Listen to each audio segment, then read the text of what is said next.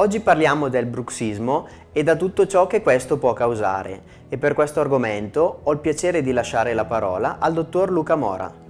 A te Luca. Il bruxismo è un fenomeno che riguarda tantissime persone ed è un fenomeno in aumento. Consiste nel digrignare i denti o nel serrarli, cioè nel strofinare la sostanza dentale una contro l'altra oppure nel chiudere i denti e tenere stretta la mandibola contro la mascella.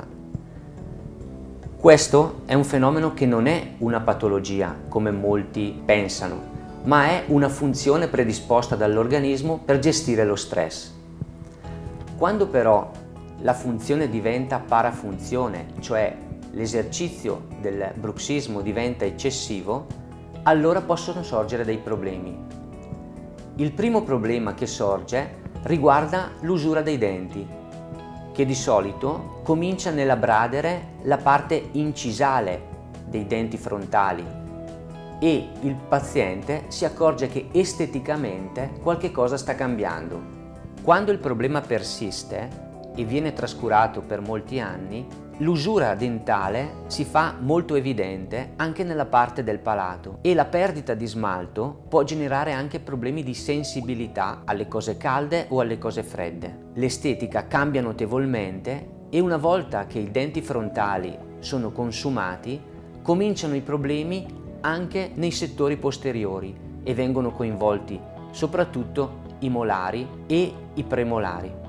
Quando il paziente soffre di una malattia parodontale, cioè di una piorrea, succede spesse volte che i denti migrano, si spostano, generando degli spazi che possono risultare inestetici e il paziente si trova insoddisfatto. Molte volte la perdita di sostanza dentale si associa a una migrazione, cioè a uno spostamento veramente importante fino a portare alla perdita dei denti. I muscoli principali che sono coinvolti nel bruxismo sono il muscolo temporale e il muscolo massetere.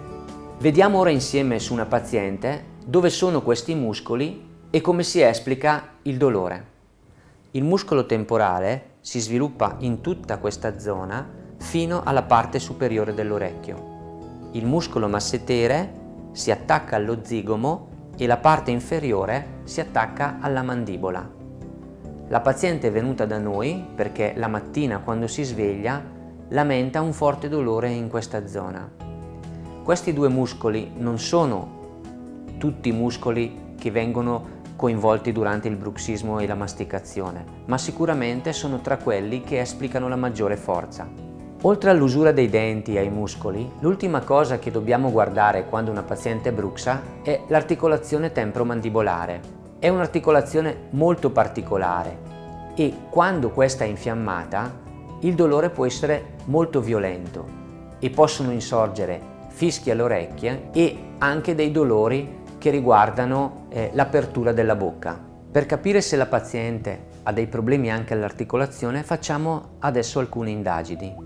Innanzitutto andiamo a mettere le dita sui poli dell'articolazione davanti all'orecchia e proviamo a stringere un momentino e chiediamo alla paziente se ha dolore. Gli facciamo poi aprire la bocca al massimo e andiamo a toccare sempre i poli dell'articolazione. Un punto fondamentale è la parte che si chiama retrodiscale, che sta tra l'orecchio e il polo dell'articolazione. Alla pressione, molte volte, la paziente sente dolore. Ha dolore? Sì. Per meglio interpretare i dolori derivanti dal bruxismo, vengono fatti una serie di domande ai pazienti. Ha problemi quando mastica? Sì.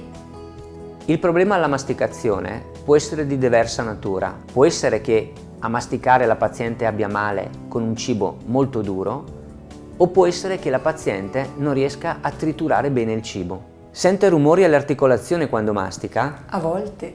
Questo è il primo segno di danneggiamento dell'articolazione temporomandibolare. Ha dolore quando apre la bocca molto grande? No.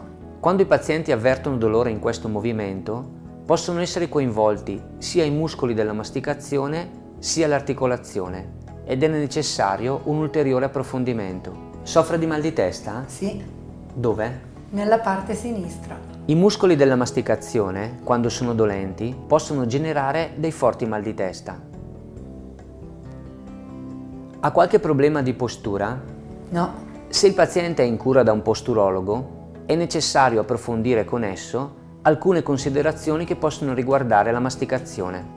La soluzione migliore in questi casi è un bite in resina, detta anche placca occlusale. Questa deve essere proposta anche prima di qualsiasi altra terapia complessa, cioè il paziente deve stare bene prima di cominciare qualsiasi altro intervento. Ringraziamo la paziente e il dottor Luca Mora per la bella presentazione che ci ha fornito e mi raccomando, se avvertite uno di questi sintomi descritti, non esitate a farvi visitare. Vi saluto e vi aspetto alla prossima puntata.